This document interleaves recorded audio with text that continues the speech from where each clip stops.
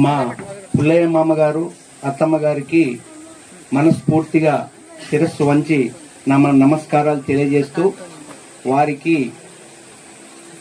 కుంచాల రాజయ్య భద్రమ్మ గారుల కుమారుడైన పుల్లయ్య సార్ గారు ఈరోజు ఈ కార్యక్రమం చేసుకున్న సందర్భంగా ఇది ఒక జన్మ రహస్యం ఏంటంటే ఇద్దరి పేర్లు ఒకటి కావడం అదొక జన్మ రహస్యంగా నేను భావిస్తున్నా. తర్వాత ఇది సృష్టి రహస్యం, ఈ యొక్క షష్ఠి పూర్తి రహస్యం కూడా గంధంలో ఉంది అని నేను ఎందుకు భావిస్తున్నాను. తాను ఉపాధ్యాయుడిగా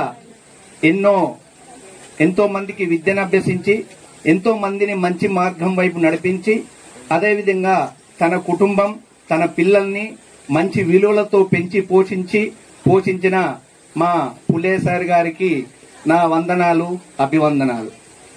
మరియు వారి కుటుంబ సభ్యులు అందరూ కూడా మంచి మార్గంలో నడుస్తూ వాళ్ళ అమ్మా నాన్నల పేరును నిలబెడుతున్నటువంటి వాళ్ళ కుటుంబ సభ్యులందరికీ కూడా నా అభివందనాలు వందనాలు. తరువాత అతను ఒక నిబద్ధత వ్యక్తి, ఒక పట్టుదల ఉన్న వ్యక్తి, అతను నమ్మిన సిద్ధాంతాన్ని జన్మాంతరం కట్టుబడి ఉండి ఇప్పటి వరకు కూడా అదే విధంగా నడుస్తున్నటువంటి మా పుల్లయ్య సార్ గారికి వందనాలు అభివందనాలు తెలియజేస్తున్నాను. వారి కుటుంబ సభ్యులందరూ అందరూ ఎల్లవేళలా ఎప్పుడు కూడా సుఖ సంతోషాలతో ఆయురారోగ్యాలతో అష్టైశ్వర్యాలతో సిరి సంపదలతో వారు ఆయురారోగ్యాలతో ఇంకా శేష జీవితం గడిపి అందరూ బాగుండాలని నేను మనస్ఫూర్తిగా కోరుకుంటూ మీ వద్దిరాజు పెద్ద వెంకన్న ఇనుగుర్తి. నమస్కారం. ఈ షష్ఠి అంటే 60 సంవత్సరాలు. ఇది షష్ఠి అనేది సంస్కృత పదం. ఇది అంటే 60 సంవత్సరాలు అంటే 60 సంవత్సరాల తర్వాత చేసుకున్నట్టు. అంటే మానవుని యొక్క జీవితంలో ప్రతి 10 సంవత్సరాలకు ఒకసారి శరీర ఆకృతిలో ఆ 11 సంవత్సరం నుంచి 19-20 సంవత్సరాలకు వచ్చేసరికి ఆ యొక్క వ్యక్తికి కౌమార దశ మొదలవుతుంది.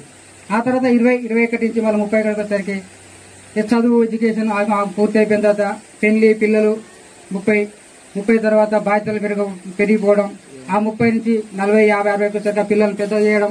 ఏ తల్లిదండ్రులైనా కూడా 60 సంవత్సరాలు చేసిన తర్వాత వారు మానసికంగా కానీ శారీరకంగా కానీ ఏ వ్యక్తి అయినా కూడా బలహీనపడతారు. బలహీనపడిన తర్వాత వారు ఏంది పుట్టిన ఏ తల్లిదండ్రులైనా కూడా పిల్లలను వాళ్ళకు జీవం పోసి ఆ తల్లిదండ్రులు కూడా వాళ్ళ యొక్క జీవితాన్ని ధారపోస్తారు. మరి అలాంటి తల్లిదండ్రులకు ఇలాంటి కార్యక్రమాలు మనం ఎన్ని చేసినా కూడా చాలా తక్కువే. మనకు వాస్తవంగా సమాజంలో ప్రపంచంలో ఎక్కడైనా కూడా ఏ తల్లిదండ్రులకైనా కూడా కుమారులకు ఎంత ఇచ్చినా కూడా చాలా తక్కువే ఉంటుంది. కానీ ఆ తల్లిదండ్రులకు కూడా పుట్టినందుకు మనం ఏమి ఇచ్చి రుణం తీసుకోలేం. వాస్తవం కూడా ఏమి ఇచ్చి కూడా రుణం తీసుకోలేం. ఏ ఆపద వచ్చినా కూడా దేవుడు ఉన్నాడో లేడో తెలియదు, కానీ దేవుడు కూడా వస్తున్నాడో రాడో కూడా తెలియదు, కానీ ఏ ఆపద ఉన్నా కూడా తల్లిదండ్రులు మాత్రం మనకు గుర్తుకొస్తారు. ఇది నిజం. ఇది కాబట్టి మనం పుట్టినందుకు 60 సంవత్సరాల తర్వాత అంటే 1964లో మా అమ్మమ్మది ములవేడు గ్రామం. అంటే ములవేడు అంటే కూడా బాపు వాళ్ళు 2 అన్నదమ్ములు, బాపుతో పుట్టిన వాళ్ళు 2 మేనత్తలు, వాళ్ళు కలవాల. అమ్మది ములవేడు, అమ్మకు తోడ పుట్టిన వాళ్ళు 3. ఒక అమ్మ పేరు పులమ్మ, 2వ అమ్మ పేరు లక్ష్మీకాంత, 3వ అమ్మ పేరు కంసల్య, 4వ పిన్ని పేరు లలిత. వీళ్ళు 4 సంతానం. తోడబుట్టిన మా మామయ్య గారు ఉగ్గపుల్లె. అంటే ఉగ్గపుల్లె చాలా ఇక ఉత్తముడిగా ఆనందించిన ఉత్తముడు ఎక్కడ లేడుగా, చాలా నిమ్మల మనిషి. అలాంటి 1964లో ములివేడు గ్రామంలో వివాహం జరిగింది. వివాహం జరిగిన పిదప మళ్ళీ వివాహం చేయాలి. రిటర్న్ ఎక్కడ చేయాలి? అప్పుడు వధువు ఇంట్లో చేసినాము, ఇప్పుడు వరుడు ఇంట్లో చేయాలి. వరుడు ఇంట్లో చేయాలంటే మరి ఎనుగుర్తి గ్రామంలో చేయాలి. ఎనుగుర్తిల గ్రామంలో మళ్ళీ వాళ్ళ ఇంట్లోనే చేయాలి. వీడంటే మా బాబు కట్టించిన ఇల్లు, ఇక తాతగారు సొంత ఇల్లు కాబట్టి వాళ్ళ నాన్న కట్టించిన ఇల్లు కాబట్టి సరే ఇల్లు ఎట్లున్నా కూడా ఈ ఇంట్లోనే చేయాలని ఒక సెంటిమెంట్ తోటి ఈ ఇంటిలోనే వేడుకను ఏర్పాటు చేయడం జరిగింది. ఈ వేడుక చేసేది కూడా మా బాబు కూడా తెలియదు. వాస్తవం కూడా మేము 3 అనుకొని చేద్దాం అనుకొని నిన్న మొన్న సాయంత్రము ఇట్లా వాళ్ళకి ఇంటిమేషన్ చేయాలి, ఫోటో కొట్టడం దానికోసం చెప్పినా అప్పుడు ఇక వాళ్ళు కూడా యాక్సెప్ట్ చేయండి. అప్పటికే మేము సామాన్లు ఏమని అన్ని అడ్వాన్స్ ఇచ్చి అన్ని చేసుకున్నాం. అప్పటికి అమ్మబాబు తెలియదు. ఆ తర్వాత అనుకున్నాకి అమ్మబాబు చెప్పడం జరిగింది. చెప్పిన తర్వాత ఈ కార్యక్రమం మొదలుపెట్టినాము. ఈ కార్యక్రమానికి వచ్చిన బంధుగణానికి, నా స్నేహితులకు, సోషల్ మీడియా వారియర్స్ వారందరికీ కూడా ప్రత్యేకమైన కృతజ్ఞతలు. ఇంకోటి కూడా ఈ షష్ఠి పూర్తి కార్యక్రమంలో కూడా చాలా మందికి దీని కూడా అదృష్టం ఉండాలి. సరే, మా అమ్మ నాన్న కూడా మమ్మల్ని కష్టపెట్టకుండా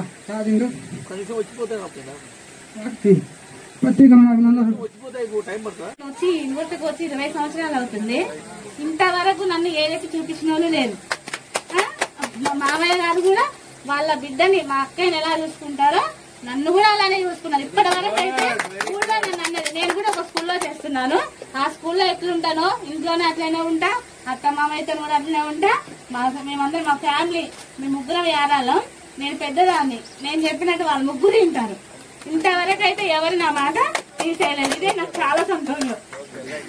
ధన్యవాదాలు తెలుపుతున్నాను. నాది ఎంకాం బీఈడీ అయిపోయిందండి. నేను జాబ్ చేయాలనే కోరిక మా నాన్నగారికి చాలా ఉండేది, కానీ ఆయన అదృష్టాన్ని కోల్పోయాడు. మా నాన్నగారు లేని రోడ్డు మా మామయ్య గారు బాగా తీర్చుకున్నారండి నాకు. మా నాన్న పోయిన 1 ఇయర్కే నా మ్యారేజ్ అయింది. మన మామగారిలోని మా నాన్నని చూసుకుంటున్నాను. కానీ నాకు త్వరలో మా తమ్ముడు ఉండేవాడండి. మా తమ్ముడు చనిపోయిన తర్వాత ఆ తమ్ముడు లేని లోటు కూడా మా బావగారు తీస్తారు. నాకు మా బావగారు మా అన్నయ్యతో సమానంగా చూసుకుంటానండి. ఎందుకంటే నాకు చిన్నదాన్ని కాబట్టి నాకు ఏది తెలియదు అనే ఉద్దేశంలో వాళ్ళు ఏది చెప్తే అదే తెలుసుకున్నానండి. నాకు మా అమ్మవారి తరఫున ఏ సపోర్ట్ లేకుండా అత్తమామ తరఫున చాలా సపోర్ట్ ఉందండి. అత్తమామలు కానీ, మా బావగారు కానీ, మా తోడి కోడళ్ళు కానీ, ప్లస్ మా ఆడపడుచు కానీ. మా ఆడపడుచు దగ్గర కూడా నేను ఇటు మా తమ్ముని కోల్పోయినందుకు, అటు మా అన్నయ్య గారిని కోల్పోయినందుకు కూడా చాలా బాధపడుతున్నామండి. మా అన్నయ్య గారు చాలా మంచి వాళ్ళు. ఒకేసారి 2 విధాలుగా చేసుకున్నామండి. అందుకే ఆ విధంలో మేము ఈ విధంగా ఉన్నాం. కానీ ఎప్పటికీ ఇలా సంతోషంగా మా ఫ్యామిలీ ఉండాలని, మా అత్త మామ అందరినీ సమానంగా అందరితో ఉండాలని చూస్తున్నామండి. నాకు తమ్ముడు లేని లోటు కూడా నాకు 2 ఆడపిల్లలేనండి. ఆడపిల్ల అయినందుకు నేను ఎప్పుడూ బాధపడలేదండి. కానీ నా ఆడపిల్ల అయినందుకు మా బావగారు, మా అత్త మామగారు చాలా బాధపడ్డారండి. నాకు ఆడపిల్లలు అనే లోటు కూడా ఎప్పుడు లేకుండా లేదు. 60 సంవత్సరాల పూర్తి సందర్భంగా పుల్లయ్య సార్ గారు, పూలమ్మ గారు వారిద్దరికి కూడా నా ఉదయపూర్వక పుణ్య దంపతులకు షష్ఠపూర్తి సందర్భంగా శుభాకాంక్షలు చెప్తున్నాను. ముఖ్యంగా వారి కుటుంబ నేపథ్యం అంటే సారు గారికి చిన్నప్పుడే వాళ్ళ నాన్నగారు చనిపోయారు. ఆ తర్వాత వారికి 2 అక్కలు, పుల్లయ్య గారు, ముగ్గురు కూడా. వారి కుటుంబం చాలా చిన్న కుటుంబం.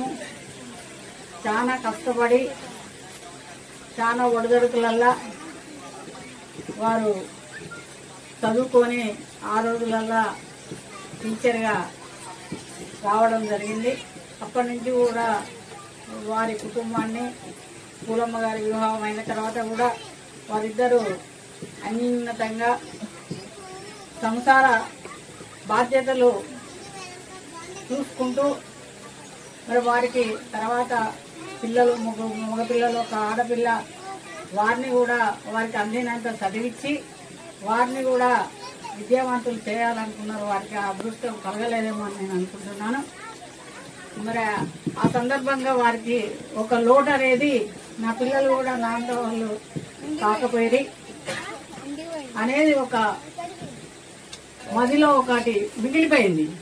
అంటే వారికి అది భగవంతుడు రాసి పెట్టలేదు అని మనందరం కూడా అనుకున్నాము.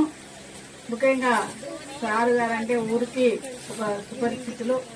మరి అందరికి కూడా, ఎవరికి కూడా ఒక చీమకు కూడా హాని చేయనటువంటి వ్యక్తి. ఎవరు శత్రువు కూడా దగ్గరకు వచ్చి చంపుతా అన్నా కూడా అరే చంపండి, నేనేం పాపం చేసినా అనేటోడే తప్ప మళ్ళీ ఎదురు తిరిగే వ్యక్తి అయితే కాదు. అటువంటి హృదయం ఉన్న మనిషి. మరి అది కాకుండా ఊర్లో కూడా అందరికి కూడా చాలా అన్యోన్యతగా ఉండి వారికి రాజకీయంగా కానీ, కుటుంబ పరంగా కానీ సలహాలు ఇస్తూ మరి వారిని కొన్ని కుటుంబాలను కూడా వారు దగ్గర తీసి వారికి అందినంత, వారికి శక్తి ఉన్నంత మాటపూర్వకంగా కానీ ఆర్థిక పరంగా కానీ వారికి ఉన్నంతలో అట్లా సాయం చేసే వ్యక్తి.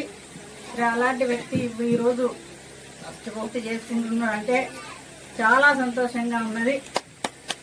మరి వారికి భగవంతుడు ఆయుర ఆరోగ్యాలు వారి కుటుంబానికి, వారి కొడుకులకు, కోడళ్లకు, మనవలకు, మనవరాళ్లకు, వారి కుటుంబం అందరికి కూడా ఆయుర ఆరోగ్యంగా ఉండాలని ఆ భగవంతుడిని నేను ప్రార్థిస్తున్నాను.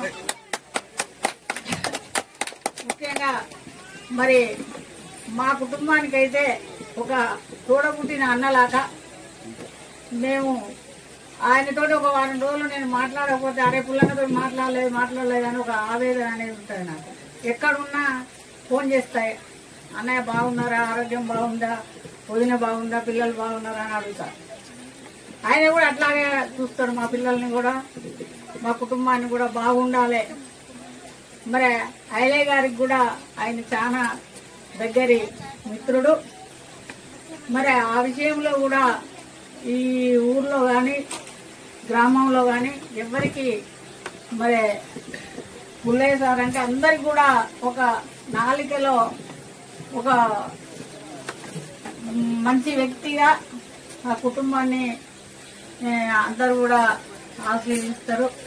మరి ఈ సందర్భంగా నేను ఈ అవకాశం ఇచ్చినందుకు. తాతయ్య నన్ను మంచి చదివిస్తున్నాడు, ఆయనకు తోచినంత చదివిస్తున్నాడు.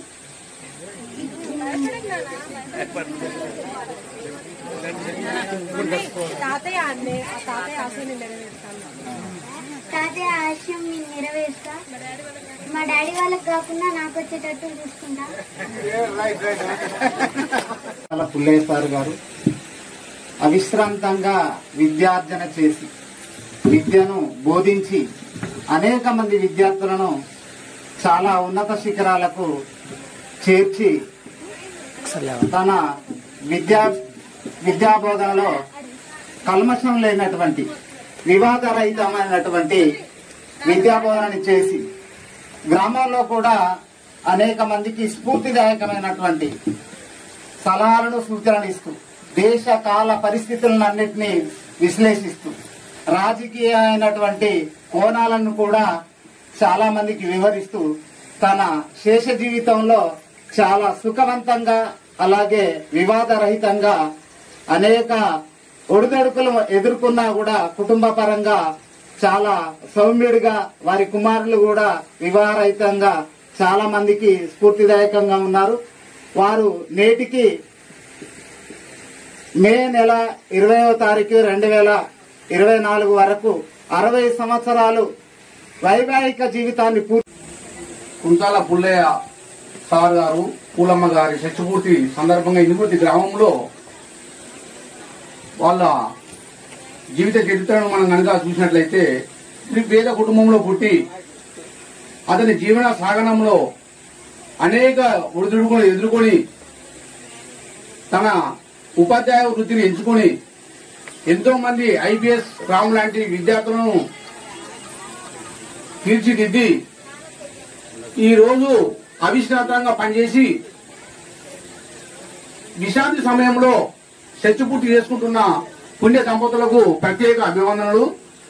వారి కోసం వచ్చిన అందరికీ కూడా ప్రత్యేకంగా అభివాదనలు తెలియజేసుకుంటూ వారి కుటుంబాన్ని కనుక మనం చూసినట్లయితే 3 కుమారులను 1 కుమార్తెను తన సంతానంలో చర్య తీసుకొని వాళ్ళ జీవితాలను ప్లానింగ్ తో, సేవింగ్స్ తో ఎంతో అభివృద్ధి చేసి వాళ్ళ కుటుంబాలను వాళ్ళ కనీసంలో చేర్చుకొని మనవలు మనవరాళ్లతో వాళ్ళ జీవితాన్ని కొనసాగిస్తూ సంతోషాలతో ఉండడంతో జరిగింది.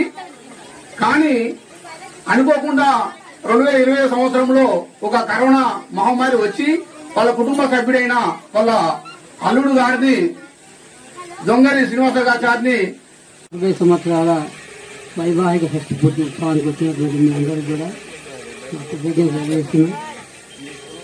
నేను ఇన్గుర్తిలో 8th వరకు చదివి 9th మహబూబాద్లో జేఎన్ 60లో 64లో మల్టీపర్పస్ పూర్తి చేసుకొని 2nd క్లాస్లో పాస్ అయినా. ఆ తర్వాత 40 నుంచి 64 నుంచి 66 వరకు బీటీఎస్ బేసిక్ ట్రైనింగ్ మహబూబాద్ చేసి 66 డిసెంబర్ 27 నాడు ఉపాధ్యాయ వృత్తిలో నియామకం కావడం జరిగింది. సరే, ఏదేమైనా ఆ రోజుల్లో మేము పొయ్యిల కట్టెలకు అడవి గోవాలే పోదాం, మాకు మండే అడవి కట్టె మండకు పోయి కట్టెలు తీసుకొచ్చుకొని వంట చేసుకునే వాళ్ళం. దాదాపు అప్పుడు ఇంటికి వద్దామంటే బస్ ఛార్జ్ కూడా లేకుంటే, టికెట్ లేకుంటే ట్రైన్కి వచ్చి స్టేషన్ నుంచి నడిచే వాళ్ళం, బస్సులు కూడా లేవు. ఆ క్రమంలో మాకు పూర్తిగా సహకరించింది కీర్తిశేషులు గంట ఐలన్న గారు. ఆయన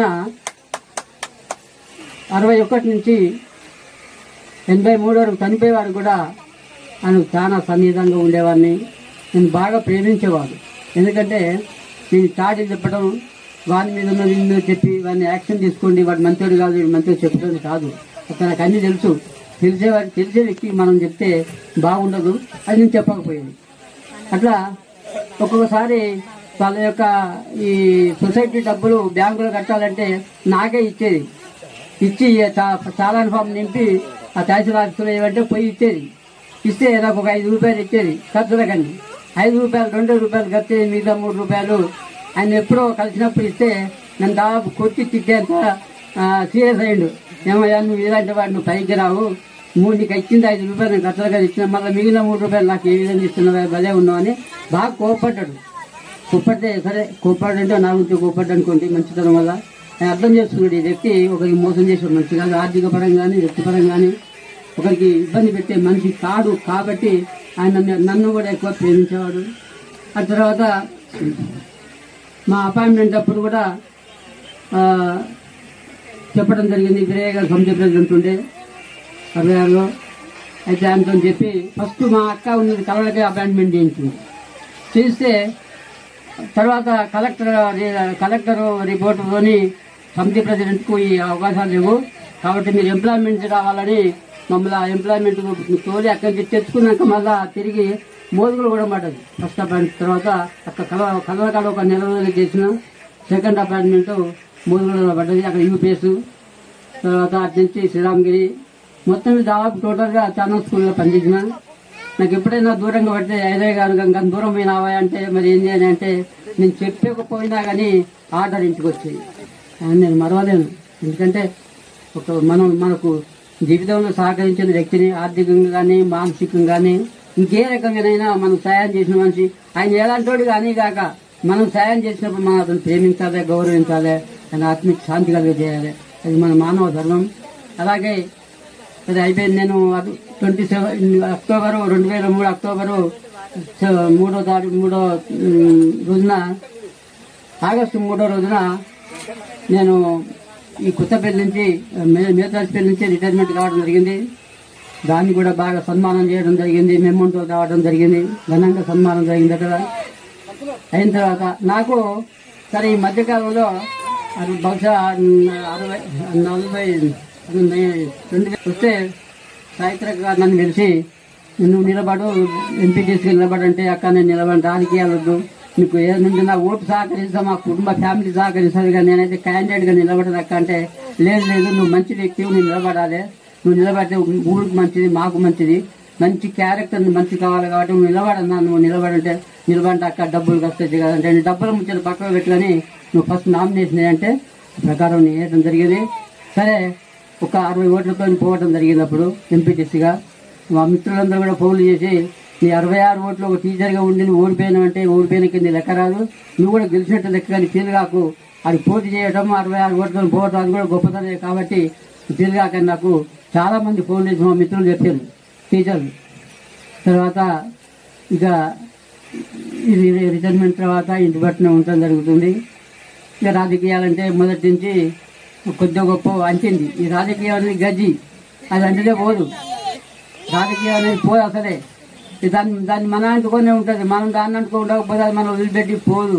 మనం తక్కువ ఇంట్లో కూర్చున్నా కానీ అరే ఈయన రాజకీయం ఈయన అట్లా ఇట్లా అనేది కాబట్టి నన్ను కూడా నేను అంటారు గంట దగ్గర వాళ్ళ కుటుంబానికి దగ్గర ఇప్పటికంటారు, సాయిత్రమ్మ గారి దగ్గర వాళ్ళ కుటుంబానికి దగ్గర అంటే 61 నుంచి ఫస్ట్ 1961 నుంచి చనిపోయే వరకు కూడా నేనంటే ప్రేమించిన వ్యక్తి కాబట్టి అలాంటి వ్యక్తిని మర్చిపోను. ఇక మిగతా విషయాలకు వస్తే ఇక నా జీవితంలో చాలా ఒడిదొడుకులు రావడం జరిగింది. ఐదే గారు చనిపోయిన తర్వాత నన్ను చాలా ఇబ్బంది పెట్టింది. ఇబ్బంది అంటే సస్పెండ్ చేయడము, జీతాలు ఆపటము, అదొక వర్గం ఉండే. ఆ వర్గం పోయిందంతా పోయింది, నాశనం అయిపోయింది. నన్ను బాగా ఆర్థికంగా ఇబ్బంది పెట్టింది, సామాజికంగా ఇబ్బంది పెట్టింది. ఆ కుటుంబ పరంగా నేను చాలా నష్టపోయిన వాళ్ళు చేసినటువంటి పనులకు. చెప్పాలంటే అదొక పెద్ద మహా చరిత్ర నా జీవితంలో. సరే, ఒక బిడ్డ నాకు మా అల్లుడు 2021లో కరోనాతో చనిపోయిండు. అది నా జీవితంలో పెద్ద మచ్చ.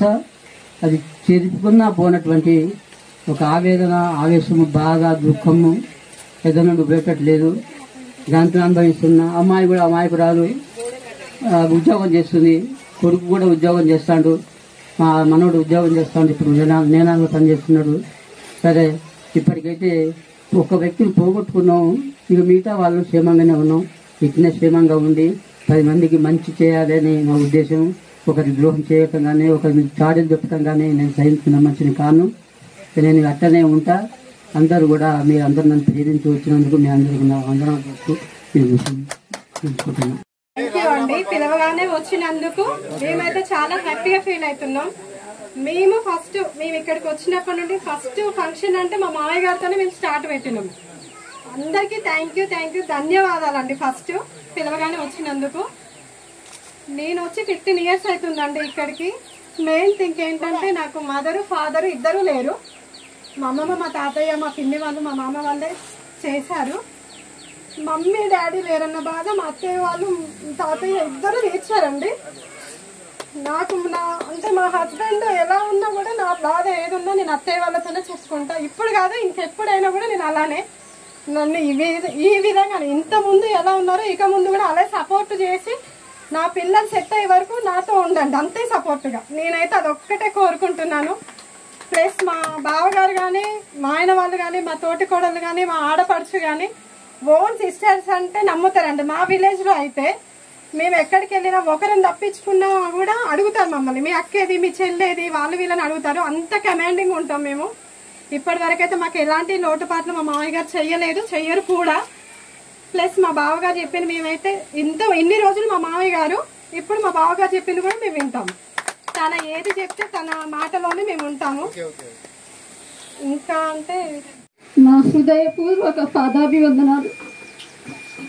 ఈరోజు నేను ఈ స్థితిలో ఉన్నా అంటే ఏ బాధలు లేక, ఇంత కష్టంలో ఉన్నా కూడా కష్టం కూడా ఏర్పడకుండా ఉంటానంటే అది మా అమ్మ, మా నాన్న, తర్వాత మా 3 మర్దళ్ళు, తర్వాత మా తమ్ముడు,